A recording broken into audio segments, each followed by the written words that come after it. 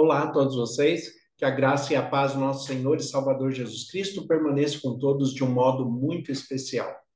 Quem é você?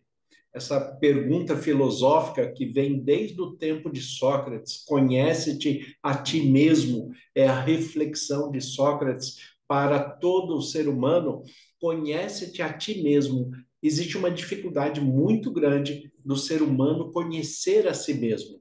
As pessoas julgam se conhecer bem, mas em meio a adversidades, a imprevistos, quando nós estamos diante de alguns acidentes da vida, nós realmente revelamos algo de nós que somos surpreendidos pelaquela atitude, pelaquela maneira de agir, somos surpreendidos pela resposta que damos diante de uma ação involuntária, diante de algo que nos pega de surpresa. Então, quem realmente nós somos? Se nós pudéssemos tirar a máscara da nossa mente, do nosso coração, a máscara de nós mesmos para nos ver, quem é que nós encontraríamos dentro de nós? Quem você encontraria dentro de si mesmo? Quem é você? É claro que nós temos uma boa ideia de quem nós somos. Dentro da perspectiva humana, ninguém conhece melhor você do que você mesmo. Agora, nem sempre, apesar do conhecimento, nós somos tão sinceros, nós somos tão diretos, nós somos tão verdadeiros conosco mesmo. E isto é uma verdade que nós precisamos trabalhar melhor, precisamos compreender melhor esta verdade de quem nós somos para nós mesmos, quem nós somos diante da sociedade, quem nós somos diante da família que nós participamos, a família que construímos, quem nós somos diante de Deus, quem nós somos para nós mesmos. É uma pergunta que parece simples, mas a resposta é muito complexa. Aliás, todas as perguntas são simples, as respostas que acabam complicando um pouco mais quando nós tentamos chegar em alguma conclusão. Nós temos um texto da palavra de Deus que traz esta reflexão no momento em que Jesus é preso, ele é levado para julgamento, e aí tem a questão com Pedro, em que Pedro é identificado como um dos discípulos de Jesus e ele acaba negando isto. Mas ele já havia falado durante a celebração da Páscoa, onde Jesus instituiu a ceia do Senhor, e Pedro já havia falado que não negaria de jeito nenhum. E aí Jesus fala: mas antes que o galo cante 3 vezes, você me negará. E como vai ficar esta questão? Né? E Pedro, ele parte com esse pensamento: imagina, eu jamais faria isso, eu jamais negaria o Senhor. Alguma vez você já se posicionou de uma maneira firme, falou: eu jamais faria algo assim, eu jamais falaria desta maneira, eu jamais seria como esta pessoa ou agiria desta forma, e diante de uma circunstância, você se pega fazendo, você se pega falando, você se pega sendo aquilo que você disse que jamais seria. Observe o texto de Marcos 14, a partir do versículo 53, para nós termos um contexto melhor a respeito dessa história. O texto vai ficar um pouco longo e eu vou lê-lo na íntegra, mas é para que nós tenhamos de fato o contexto. Então, Marcos, o Evangelho de Jesus Cristo, segundo Marcos, capítulo 14, a partir do versículo 53, na versão da Bíblia, a mensagem, ela diz assim: o grupo que prendeu Jesus levou ao sacerdote principal, que estava reunido com os principais sacerdotes, líderes do povo e líderes religiosos. Pedro o seguia a uma distância segura. Quando chegaram ao pátio do sacerdote principal, ele se misturou com os servos e foi se aquecer perto da fogueira. Os principais sacerdotes, conspirando com o concílio judaico, tentavam achar acusações contra Jesus para condená-lo à morte. não encontraram nada. Muitos davam falso testemunho, mas um depoimento contradizia o outro. Alguns homens apareceram com esta história. Nós o ouvimos dizer: vou derrubar o templo, construído com tanto esforço. Em 3 dias construirei outro, sem ao menos erguer uma mão. Mesmo assim, não havia plena concordância entre os relatos. Neste momento, o sacerdote principal levantou-se e perguntou a Jesus: o que você tem a dizer dessa acusação? Jesus não deu resposta. O sacerdote principal insistiu, mudando a pergunta: você é o Messias, o Filho de Deus bendito? Jesus foi direto: sim, eu sou, e você mesmo verá. O Filho do Homem, assentado à direita do Todo-Poderoso, vindo nas nuvens do céu. Nessa hora, o sacerdote principal perdeu a compostura. Rasgando a própria roupa, gritou: ouviram isso? Acham que precisamos de mais testemunhas? Vocês testemunharam a blasfêmia. Vão deixar que isto fique assim? Por unidade, eles o condenaram. E foi sentença de morte. Alguns começavam a cuspir nele, vendaram-lhe os olhos e batiam nele, provocando: quem bateu em você? Profetize. Os guardas levaram-no dali sem interromper o espancamento. Enquanto isto, Pedro estava no pátio e aconteceu que uma das empregadas do sacerdote principal, vendo Pedro se aquecer ali, olhou para ele e disse: você estava com Jesus o Nazareno. Mas ele negou: não sei do que você está falando. Quando ele passou pelo pórtico, um galo cantou. A moça apontava para ele e dizia aos que estavam ali: ele é um deles, tenho certeza. E Pedro negou mais uma vez. Pouco tempo depois, as pessoas ali começaram a insistir: você tem de ser um deles. Está na cara que você é um galileu. Então Pedro ficou muito nervoso e jurou: nunca vi esse homem de quem vocês estão falando. Na mesma hora, o galo cantou pela segunda vez e Pedro lembrou-se do que Jesus dissera: antes que o galo cante 2 vezes, você vai me negar 3 vezes. Sem se conter, desabou a chorar. Pedro veio à consciência do que ele tinha feito, do que Jesus tinha falado, o que aconteceu com ele. E aí ele se pôs a chorar, ele se desabou a chorar quando lembrou das palavras de Jesus, que ele o negaria. Antes que o galo cantasse 2 vezes, Pedro iria negá-lo 3 vezes, e assim aconteceu. Pedro negou. Agora, quem é você? Pedro sabia quem era ele tinha essa perspectiva de tudo que ele poderia fazer no momento de adversidade. Como você vai se comportar ou como você se comporta diante de uma surpresa que nem sempre é agradável, uma surpresa desagradável, um acidente, um infortúnio, como você se vê diante dessas questões da vida que nos pegam de surpresa? Nós temos que estar com um bom preparo espiritual, com um bom preparo de vida, com um bom conhecimento racional e intelectual para podermos superar as adversidades da vida. Lembre-se que Jesus também já nos disse que no mundo nós temos aflições, o que nós temos que ter é bom ânimo, e dentro desse bom ânimo nós temos que buscar capacitação, crescimento, compreensão da vida, maturidade, para no desenvolvimento do dia a dia nós possamos crescer e aprender com as experiências também.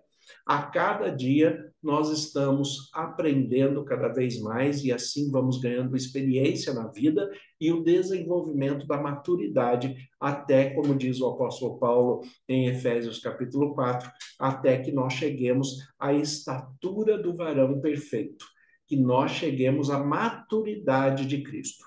Mas aqui, observem que Jesus, quando é preso, ele é levado aos sacerdotes e é colocado ali diante dos sacerdotes, diante dos guardas, para um interrogatório.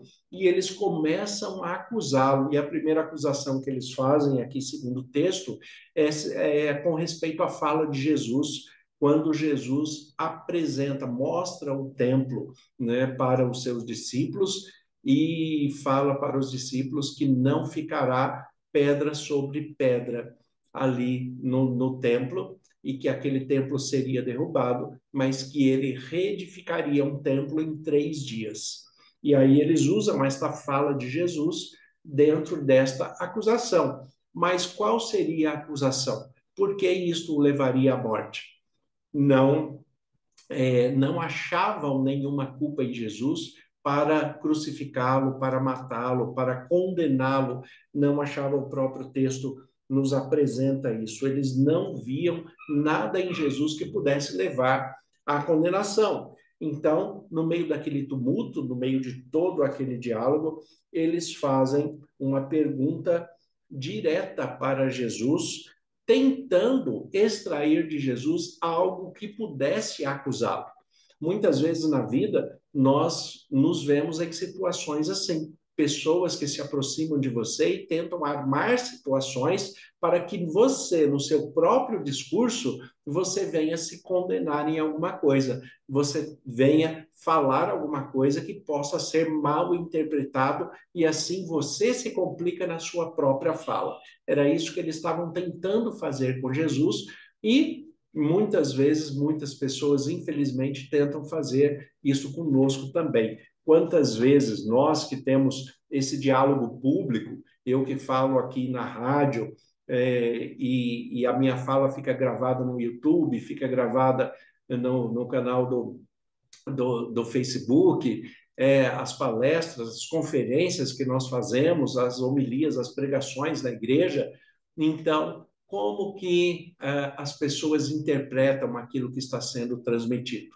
Tem pessoas que interpretam de boa vontade, compreendem aquilo que está sendo transmitido, e tem pessoas que utilizam de má fé, fazem recortes de fala para colocar no seu pensamento algo que de fato você não disse, algo que não faz parte do seu discurso, mas é um pensamento recortado fora de contexto que a pessoa que usa de má fé usa desse recurso para trazer algo pejorativo e complicar a sua vida. Existem pessoas de má fé que têm essa índole, esse jeito de querer complicar a vida do outro.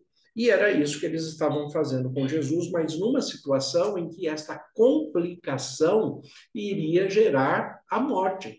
E muitas vezes, né, trazendo para o nosso contexto, existem situações, né, humanas em que nas nossas relações sociais as pessoas criam armadilhas e contextos que nos levam à morte também. Outro tipo de morte. Nós não somos crucificados hoje, mas muitas vezes, dentro de uma situação de cilada, dentro de uma armadilha de alguém mal intencionado, uma pessoa pode ser levada a perder o emprego, a perder a família, a perder um casamento, a perder o relacionamento com os filhos, a perder o vínculo de amizade com algumas pessoas e a perder até mesmo o vínculo com Deus, se distanciando do próprio Deus. Né? Então, nós temos que tomar cuidado, né? Como diz, né, também o apóstolo Paulo em Efésios capítulo 6, que depois de nós termos vencido todas as coisas deste mundo, nós temos que perseverar e continuar firmes contra as ciladas do inimigo, porque Satanás continua armando ciladas e utilizando pessoas como ferramentas para que se aquele que não tem a prudência necessária acaba caindo em laços que vão trazer grandes complicações para a sua vida. Nós sabemos, por exemplo, que dentro da nossa esfera social tem pessoas que até estão retidas no sistema prisional porque foram envolvidas por outras pessoas de má fé e ali dentro de uma circunstância ele poderia até não ter diretamente cometido aquele crime, mas por estar associado com uma pessoa que cometeu ou estar associado com alguém que transferiu a culpa para ele, ele acabou indo para o sistema prisional. E isso acontece, né, em muitas esferas da vida humana. É por isso que Jesus fala que nós temos que ter a prudência de uma serpente, mas no convívio, no amor, nós temos que ter a inocência de uma criança. É uma relação difícil e somente com a maturidade espiritual é que nós vamos conseguir alcançar isto que Jesus está propondo para nós. O que acontece é que Pedro ele se posiciona, ele fala que vai defender Jesus, Jesus fala que não, avisa para Pedro o que vai acontecer, mas, acima de tudo, né, Jesus ele não desampara Pedro na sua questão emocional, na sua questão psicológica, na sua questão espiritual. Jesus, de um certo modo, antes que aconteça, ao revelar para Pedro que isto vai acontecer, Jesus já está preparando para que, quando acontecer, ele se lembre e lembre-se de que Jesus não vai se afastar dele por causa disso. Jesus não vai negá-lo, assim como Pedro o negou. Jesus nunca vai se afastar de ninguém por causa dos nossos erros, dos nossos pecados, das nossas transgressões. Ao contrário, ele nos avisa aos perigos que nós podemos cair e para que, se acontecer em algum momento, você saiba que tem a oportunidade de volta, de retorno, de reconciliação, de fazer de novo de uma maneira melhor, de pedir perdão, reconhecer o seu erro e, reconciliado com Deus, prosseguir em frente. Assim também, citando mais uma vez o apóstolo Paulo, quando ele fala, deixando para as coisas que para trás ficam, eu prossigo para o alvo. Tem muitas coisas na vida que nós não temos como corrigir.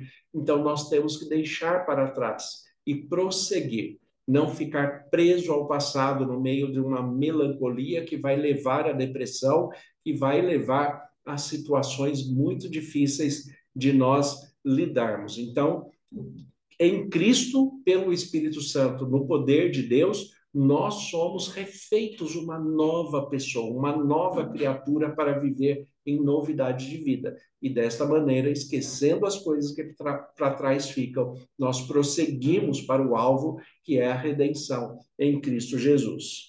Aqui, o texto mostra que Pedro ele é questionado. Você é um deles, você é um daqueles que andam com Jesus. E Pedro nega. Por que que Pedro nega? Porque diante de uma situação de medo, de uma situação de adversidade, nem Pedro se conhecia o suficiente para saber que ele tomaria uma atitude. Mas, acima de tudo, dentro de todo esse contexto, o que tem de pano de fundo e que Jesus está nos mostrando, o que Deus nos mostra pelo Espírito Santo dentro desse texto, é que ele, Deus, nos conhece melhor, muito melhor do que a nós mesmos. Deus conhece você melhor do que você mesmo. Deus conhece as suas falhas, as suas limitações, ele sabe os erros que você vai cometer, mas ele está sempre pronto para o perdão, para a reconciliação, para promover o crescimento, desenvolver a maturidade, de modo que você continue sendo uma bênção e um grande instrumento nas mãos de Deus.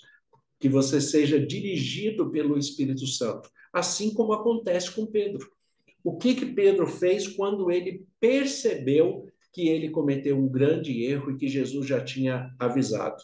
Aqui no final do texto, no versículo 72, o final do texto fala que ele se lembrou Pedro lembrou-se do que Jesus dissera: antes que o galo cante 2 vezes, você me negará 3 vezes. E sem se conter, desabou a chorar. Sem se conter, ele desabou a chorar. Ele se lembrou, ele desabou a chorar, porque ele viu que ele era muito mais fraco do que ele pensava. Ele percebeu que ele não teve aquela coragem que ele gostaria de ter. Muitas vezes na nossa vida, na nossa relação social, nas nossas relações familiares e até nas nossas relações espirituais, nós tomamos posturas que nós não gostaríamos de ter tomado. Tomamos atitude que nós não gostaríamos de ter tomado. Falamos palavras que nós não gostaríamos de ter falado, mas já foram faladas. As atitudes já foram feitas. O mal já aconteceu. O que eu posso fazer? Eu posso desabar num choro, como Pedro, em arrependimento, buscar o perdão, a reconciliação com Deus e prosseguir em frente e continuar sendo um grande instrumento nas mãos de Deus, agora conhecendo um pouco melhor de mim mesmo. É isso que Deus propõe para nós, que nós nos conheçamos melhor para saber os nossos limites, mas também as nossas potencialidades. Então, busque conhecimento através de Cristo Jesus, pelo Espírito Santo que habita em você. E você vai ver quantas coisas você ainda tem a ser transformado, o quanto você ainda tem a se conhecer para crescer em maturidade no seu conhecimento pessoal e no conhecimento de Deus. E você sempre será uma bênção, um grande instrumento nas mãos de Deus, se permitir se conhecer através do Espírito Santo e pela palavra de Deus, guiando a sua vida e pautando a sua vida pela Bíblia como única regra de fé e prática. Desta maneira, você vai ser feliz, bem-sucedido e um instrumento poderoso nas mãos de Deus. Senhor, nosso Deus e Pai, nós te agradecemos pela tua palavra que é viva e eficaz. E em nome de Jesus, nós pedimos perdão pelos nossos pecados, culpas, transgressões e iniquidades. Pedimos que o Senhor nos purifique e nos santifique. Em nome de Jesus. Amém. Deus abençoe a todos. Tenha um excelente dia em nome de Jesus.